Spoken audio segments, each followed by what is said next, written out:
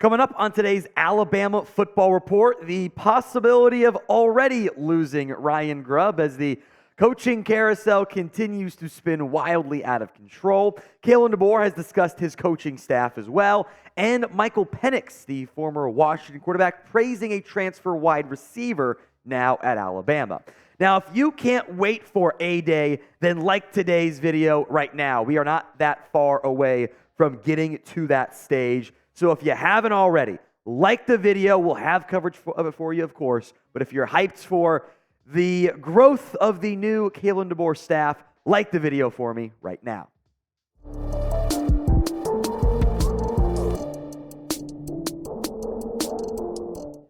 So Alabama offensive coordinator Ryan Grubb has been on the job for a couple of weeks, and that might be all he gets. Per a report out of Pro Football Talk's Mike Florio, I should say from Mike Florio, he is in the running for the Seattle Seahawks offensive coordinator job, which has also now been confirmed by some other local area beat writers for Seattle, so this does have legs to it. Here's what Florio wrote when breaking the story earlier today. Per a league source, Grubb could be joining new coach Mike Macdonald as offensive coordinator of the Seahawks. While it is not finalized, Grubb is definitely under consideration for the job. Now, I will say it is far from Grubb or bust for the Seattle Seahawks. There is a Rooney Rule process teams must go through. They have to interview outside minority candidate, at least one. That would, of course, not be Ryan Grubb. And I also don't think that a coach with zero NFL head coaching or coaching experience is an all-or-nothing, gotta-have-it hire for an NFL franchise. It would be an interesting hire, though. One that would not be ideal for Alabama, but would be fascinating for Seattle, as Grubb would a very quick move time. Hopefully he didn't sell his house yet. Maybe he can just go right back out there. It's not that far away, I suppose. Grubb has never coached in the NFL. He has no history and really no ties to Mike Macdonald either. There was a continuing report from Albert Breer saying the NFL has long liked him, which I do find interesting. He's had a pretty wide array of jobs in college. He was the Eastern Michigan offensive line coach for several years originally. He was the longtime Fresno State assistant coach. He was the offensive line and run game coordinator for 2 years, then was the assistant head coach, offensive coordinator, and offensive line coach. Then took over the same duties, but quarterbacks coach instead of offensive line coach with Kalen DeBoer. Follows him to Washington, gets that same title, assistant head coach, offensive coordinator, QB's coach. Now the exact same thing for the past many days with Alabama and Kalen DeBoer. This would be notable. I don't even know who your new OC would be. Do you go back to Tommy Reese and just complete the circle? I don't know. What is your concern level over losing Ryan Grubb? Obviously, DeBoer kind of still runs the offense, but that would be a big-time loss for you. Scale it for me in the comment section from 1 to 10. Now, outside of Grubb, Kalen DeBoer has spoken about his coaches as part of the Senior Bowl, a nearby trip, Alabama to Mobile. It makes a lot of sense to be down there, especially when Kane Wommack was at South Alabama. Kind of all works out kind of nicely there. Discussing Wommack and Freddie Roach and Robert Gillespie, two guys they kept on staff. Here's what DeBoer said on Kane Wommack, the new defensive coordinator for Alabama. I just know he's really good. I saw him every single day in practice there, meaning Indiana, in 2019, going against him. And I think he's just continued to take those steps forward the year after I left. Him being a head coach, understanding everything here in Alabama, the state, I know he's a relationship guy. He just brings a lot of energy and organizational skills that I know are going to be really, really important for our program. He runs the 4-2 defense, 4-2-5 defense, which modified nickel is what I'll call it, which is a variation of that with very different roles and responsibilities for where you go to each school. It's how most teams run their defenses. Nickel is the new base. It's not 3-4, it's not 4-3. It's 4-2 and 5 DBs in some capacity. Sometimes that DB is a safety. Sometimes he's more of a pure nickel corner. Sometimes he's kind of an overhang, do-it-all star type of player. This defense can be hard for opposing QBs to pick up. We'll get some quotes on that here in a little bit. I do think that matters. I think deception, trying to confuse quarterbacks, is how NFL teams do it. So if you can do it at the college level, you're going to have even better results. Now, the South Alabama defense in 2023, number 3 scoring defense, 1 points per game in the Sun Belt. 3rd in run defense, 2nd in total defense. Obviously, a much bigger test of talent to come in terms of who you're playing against. Also, much better talent on your roster. I think it is reasonable to expect something similar, obviously with totally different talent hits and impacts for you. But I think some reasonable, relative to scale, defense can be expected there. Today's show is made possible by Prize Picks. Prize Picks is the simplest, most fun, exciting way to play daily fantasy sports. You know, we can't do college football Prize Picks anymore because there's no games to do.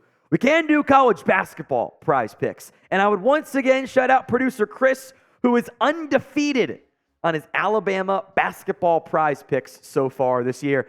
Did not get Latrell Wrightsell Jr. on the three-pointers made. Took 5, only made 1 against Georgia in a fun comeback win. Did get, however, Mark Sears more than points, rebounds, and assists. And Rylan Griffin, by the hairs on his chinny chin, barely came out with the more as well. And he still got his deposit match as well. Go to prizepicks.com/CLNS and use code CLNS for a first deposit match up to $100. Again, folks, that link is going to be in the comments section and the description of today's show. It's prizepicks.com/CLNS and use code CLNS. The next quote here is from Carter Bradley, who was the South Alabama quarterback with Kane Wommack as his head coach. Yes, by the way, is Gus Bradley's kid, if you did not know that. Carter saying about Kane Wommack, he's going to value his players and put them in the best position possible to make the most plays.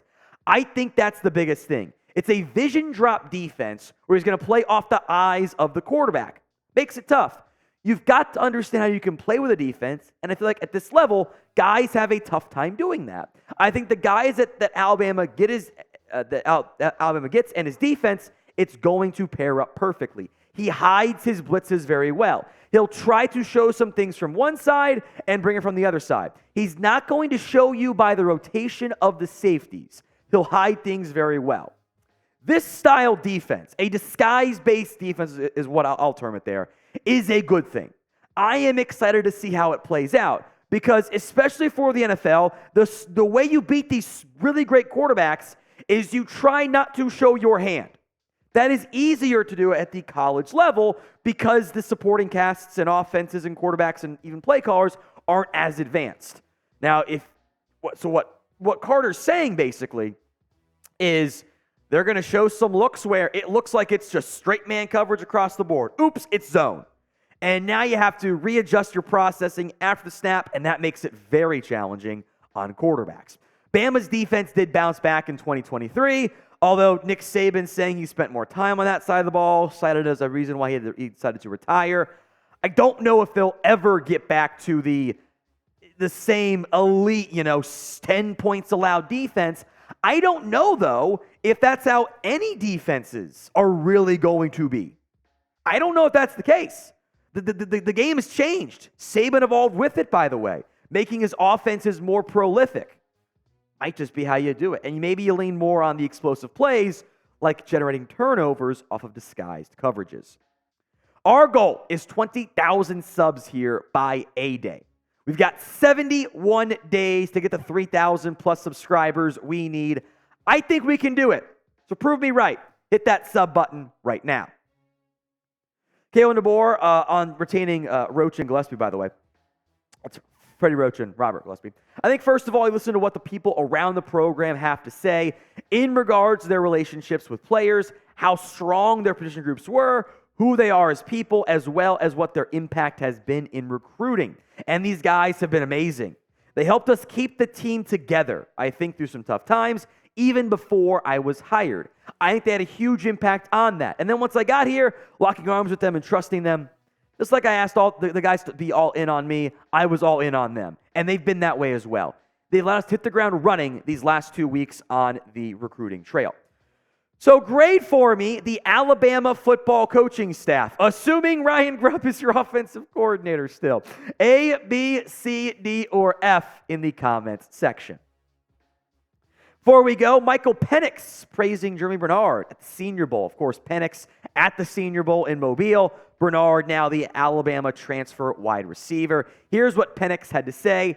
This is hard to guard Jerm, man. He's going to make big-time plays. He's going to make big-time plays at Alabama, man. He's a guy that works extremely hard. That's calling at all types of times. That, hey, can you come throw to me? I want to run these routes. He wants to put in that extra work. He wants to get better in everything that he does. And it's going to show in-game and big-time situations.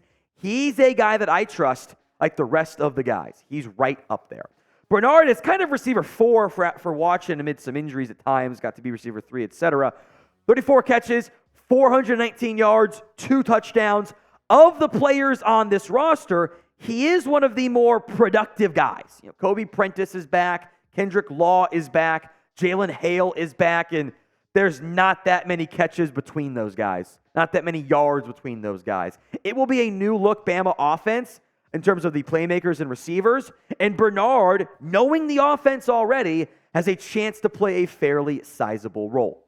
So who do you think will lead Alabama in receiving yards in 2024? Get that prediction in for me in the comments section right now.